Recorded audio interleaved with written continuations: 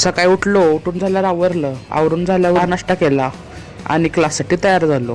क्लासला जाताना जॅकेट पण घातलं कारण आज लई थंडी होती. क्लास केला आणि क्लास करून घरी आलो.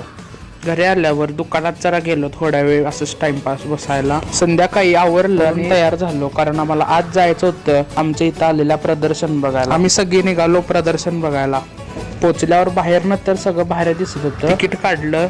तिकीट काढून आम्ही पोचलो. हळूहळू आम्ही बघत आत चाललेलो आणि आत गेल्यावर लक्षात आलं की आत फक्त फोटो ते काढायसाठी चांगला आहे आणि पूर्ण बाद एक्सपिरियन्स होता. आम्ही आलो खरेदी करायला. थोडं काय खरेदी केलं आणि खरेदी करून आलो घरी. तर एकदम बाद होता एक्सपिरियन्स. बाहेरनं दिसते एक आणि आत असते एक असं वर्ष झाला आता आमचा. असो तिथनं घरी येताना आम्ही पाणीपुरी शेवपुरी नसलं काय खाल्लं आणि आम्ही पोचलो घरी. मला पूर्ण ह्याच्यात फक्त ती लेझर आवडली. मी घेतल्या ती तुम्हाला त्याचं फंक्शन आहे ते उद्याच्या ब्लॉगमध्ये कळेल.